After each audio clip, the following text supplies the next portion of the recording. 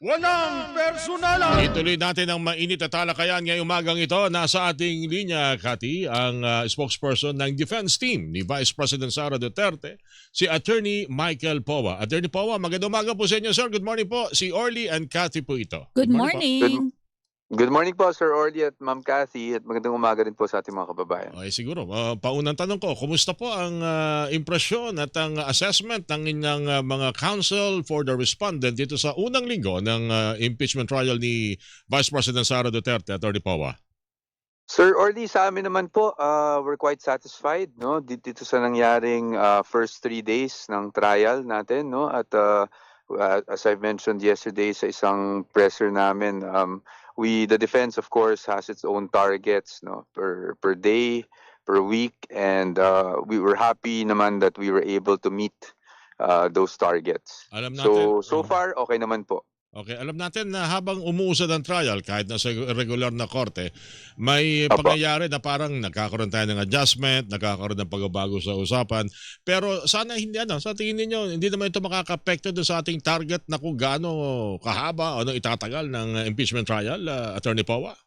Well, sa panig naman po ng defense, I would acknowledge na syempre, no, hindi mawawala yan during the course of the trial, depending on how things go, magkakaroon ng mga adjustments, etc. But pag ano naman po, pagdating naman po sa trial dates, sa atin naman po, I think both sides naman po, whether it be the prosecution or the defense, ayaw rin naming tumatagal to. So I'm sure both sides are doing their best efforts para mapabilis. Although sa defense, hindi pa kami makapagbigay ng definite answers dahil siyempre, as you know, bilang depensa, iniintay muna natin kung ano yung mga mailalatag na ebidensya ng prosekusyon, at kung meron man doong mailatag na sa tingin namin nakakailanganin ng mas matagal na atensyon, trabaho din po namin gawin yan para madepensahan natin ang tamang ating Vice Presidente. Mhm. So hindi pa namin mabibigay ang talagang definite answer na kung mapapaiksi ba o mapapahaba or maapektuhan ba, but I think both sides, in fairness to the prosecution, we're all working hard para Mapabilis. hindi naman po masyadong humaba itong trial. Sabagay, tama kayo. Kumbaga sa inaabangang mga serye, ito'y nasa episode 1 ng first season pa lamang po At tayo. iinit pa yan. Opo. Attorney Powa, kahapon po ay naka-spotlight ang depensa dahil nga po kayo yung nag-cross-examine sa unang witness ng prosekusyon na si NBI Agent Kalilong. Oo. Ito Tama po po. ba, syempre po, alam po, ang goal ng depensa pag sa cross-examination, to cast doubts, no, dun sa testimonya po nung naging witness. Sa tingin nyo po ba kayo ay naging successful dito? Yes, I would say no, a fair assessment is we were successful because we were able to meet our targets. Hindi lang naman po pagka-cast doubt ang ginagawa sa cross-examination. Maliban po dyan, kung meron kaming mga bagay na gustong palabasin, maaari din po namin gawin yan through cross-examination. So para lang sa kalaman ng ating mga kababayan, pagdating naman sa cross-examination, hindi lang po natin kumbaga sinisira yung nagiging testimonya or binibigyan ng duda yung testimonya. Maliban doon, ito rin na isang oportunidad o pagkakataon para sa amin na through that witness of the prosecution, may ilabas din namin kung ano namin gustong mailabas na mga factual issues. Mhm. At ito pong mga naging tanong ng senador, wala naman pong naging reaksyon. Siyempre, yung mga counsel ninyo, ano po? Sa Opo. tingin nyo po ba yung mga ganong pagtatanong ay okay naman po, katanggap-tanggap po para sa depensa? Kasi nandiyan naman po ang presiding officer para kumbaga i-moderate po yung kanilang mga katanungan. Opo, in fact, hindi naman to first time, no? Even nung nakaraang mga impeachment trials, whether it be the trial of the former President Estrada and also the trial of the late former Chief Justice Corona, nagtatanong naman po talaga mga senator judges. At dito, at least base sa naging experience ko for the past pre-trial dates na dumaan, maganda rin naman po yun na nagtatanong ang mga senator judges nang sa ganun malinawan din sila kung sakaling may mga bagay, no, na hindi ganun kanilaw na lumabas ba sa testimonya or sa cross-examination. So yun naman po ay wala naman tayong problema sa ganyang bagay. Yes, Kuyang. Matanong ko lang kasi habang aking pinagmamasdan kahapon, yung pati yung nireview ko yung cross-examination. Wala talaga kayo nakitang pagkakataon na magaling na rin sa inyo, Attorney Powa. You think wala talagang need o pangangailangan ng recross?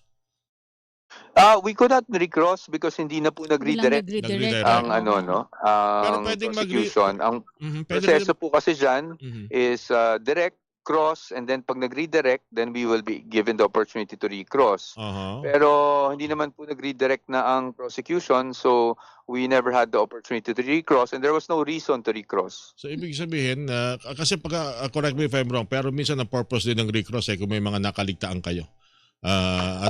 Pero mangyayari lang po kasi yun kung kung nag-redirect, kasi kung meron po kaming nakaligtaan o gusto ma-emphasize, pwede pong gawin sa recross yan once nag-redirect. Pero kung hindi po nag-redirect, wala po tayong opportunity. Opo, kasi ang assumption is dapat bago mo tinigil yung cross mo, nasabi mo na lahat ng gusto mong sabihin.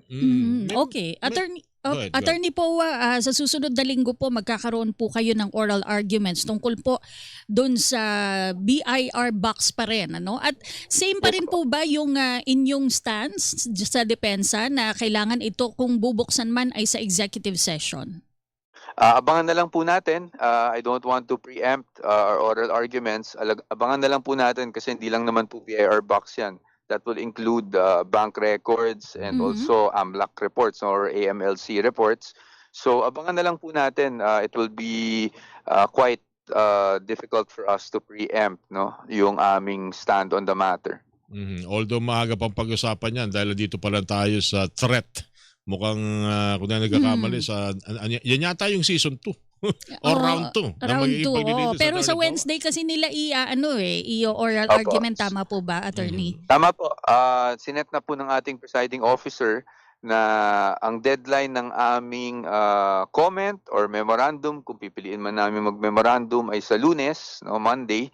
At ang oral arguments ay nakaschedule po for Wednesday. At I think, if I'm not mistaken, ang binibigay na oras sa bawat panig ay 10 minuto. Okay. Matanong ko lang, Attorney, kasi ito rin ang gustong malaman ng ilan sa mga nagmasid kahapon, nanonood. Sa kabila ng mga pahayag, pagtatanong kay Agent Calilo, sa ngayon ba walang pangangailangan na iharap si Vice President Sara Duterte, lalo na doon sa punto ng siya ang nakipag-usap sa umano'y hitman, Attorney Powa? Wala pa po. Unang-una sa lahat, no? Tama yung pagkasabi niyo, umano, no? So, hindi po natin alam kung ano yung sinasabi ng nakipag-usap sa hitman. So, sa ngayon, wala pa po kaming nakikitang pangangailangan para iharap. Sinasabi ko nga parate na yung pagharap ng Vice Presidente sa mga aligasyon ay ginagawa na niya sa kasalukuyan dito sa partisipasyon ng kanyang defense, no? Dito sa impeachment trial. Pero as far as physical attendance is concerned, Attorney? Guzman, hello? Yes, okay. Naputol lang po sandali. Sige po. Opo. Okay na po ba tayo? Okay, go ahead po, Attorney. Okay. Yeah, so kanina po sinasabi ko po, no, na sa ngayon hindi pa namin napag-uusapan yung pagharap dahil hindi pa namin nakikita yung pangangailangan, no, na iharap ang ating Vice Presidente. It's up to the prosecution to prove their case first. At titingnan namin kung sa tingin namin na magiging advantageous sa defense na iharap, siguro ito ay bagay na pag-uusapan natin in consultation, of course, with the Vice President, because ultimately it will be her decision, no? At maliban dyan, sa ngayon, I think it's too early. No? Unang-una, nakaisang witness pa lang tayo. At wala naman tayong nakikita doon na dahilan para iharap ang Vice President. Attorney, walang pangangailangan na ipaliwanag ni Vice President kasi kaya ko sinabi umano dahil pinagbasihan ko yung sinabi ng Vice President doon sa online Zoom meeting niya kung ano man po yun. So yes sir, but that's a conclusion, no? I just want to clarify, that's a conclusion to say na nasabi niya na umano ay may nakausap usap That's na right. assassin or We all something. agree. It's, I that's attest, something that is under litigation. I manifest to that, Your Honor. Pero, Wala kang objection, Thank ha? you, Wala sir. kang I objection. have no objection. Okay. Pero doon sa punto na ikaw ang nagsabi, so baka gusto mo ipaliwanag yan. Sabihin yung nasa likod ng Tsaka gusto kinausap na yan. ko lang susugan, hindi po dinideny ng depensa na meron pong naging pagsasabi o pagbabanta ang Vice Presidente. Ganun po ba, Attorney Powa? No, wala po tayong sinasabing pagbabanta. That is also a conclusion of law, no? In fact, that is the contention. Is that even a threat, hindi ba? Mhm. So yan po ay unang-una sa lahat, that's already going to the merit, so I cannot discuss that. But Okay. kung ang tinatanong nyo is meron bang naging utterance na ganun, siguro magbobolahan na tayo kung sabihin nating wala, no? But ayon dun sa video, of course, we need to authenticate the video because hindi naman natin alam kung saan nila nakuha yung video na pinepresenta. So of course, there's a need to authenticate that. But yung ano lang po, no, Ma'am Cathy, I just want to be very cautious and I hope you don't mind. Sige po. I have nothing against you or what you said, but yung word po na pagbabanta, that's exactly the point of contention, no? Kung yun man ay banta. Kasi po meron po dito kaming na news item na meron po nagkomentong isang legal expert na sabi dun daw po sa summation ni Defense Counsel Attorney Binluan, yung mga sinabi daw po niya ay pag-amin daw na mayroong pagbabanta o naging pagbabanta si VP Sara. Wala pong ganun sa aming posisyon. Ngayon, if that's the opinion of a legal expert, then of course we will respect their opinion. But at the end of the day, it is not the opinion of the legal expert that would matter, but will be the judgment of the court. Alam mo, tutuwa ako pag may mga gantong discussion, marami tayong natututunan. Unang-una, attorney, siguro you will agree with me, yung pagiging maingat sa lahat ng bagay, Tama. sa pagsasalita at paggagamit ng salita ng ibang tao. Kaya ako sinasabi kasi ang daming mga batikos ngayon sa social media, both sa defense at sa prosecution, na parang iba katatawanan. You think dapat din siguro makita ito para na rin sa tinatawag na fairness sa impeachment o okay lang po sa inyo, Attorney Pawa? Okay lang sa amin, sir, yung mga comments, you're pointing out to the comments, yung And mga even sinasabi meme, ng mga mga tao. meme. Yung mga Okay lang. objection po, naging meme po yan sa social Oh, media. alam nyo, ano naman we have to respect everyone's freedom of expression. Siguro, nasa sa atin na yun kung magpapa-apekto tayo o hindi. But lahat naman po entitled, and we have to admit that this is of public interest, no, itong impeachment trial. So kailangan galangin natin whether para sa atin or galit sa atin or adverse sa atin yung kanilang mga opinion. We have to respect everyone. That's the beauty of being in a democracy. No? Talagang everyone has that freedom of expression. And whether they agree with us or not, I think we should respect and preserve freedom of expression. Attorney Okay. Pawa. Salamat po. Nagpapasalamat at Attorney. sana magtuloy-tuloy ito as we go on with episode and season 1 o 2. Oo, Of i-update course, niyo Sir po Orly kami. at Ma'am Cathy, maraming salamat din. At kahit, we're busy, we really accommodate because napaka-importante rin po yung binibigay nyo sa aming opportunity para ma-air out naman po namin yung posisyon ng defense. Although we cannot talk or discuss the merits, at least po napapaliwanag natin sa kababayan natin yung proseso para maintindihan nila I lalo. appreciate that, Attorney. Thank you po sa Thank inyo, you sir. po. Thank you po. Thank you, Sir Orly at Ma'am Cathy. Sir Orly at Ma'am Cathy, I really appreciate the opportunity. Magandang umaga po sa inyo.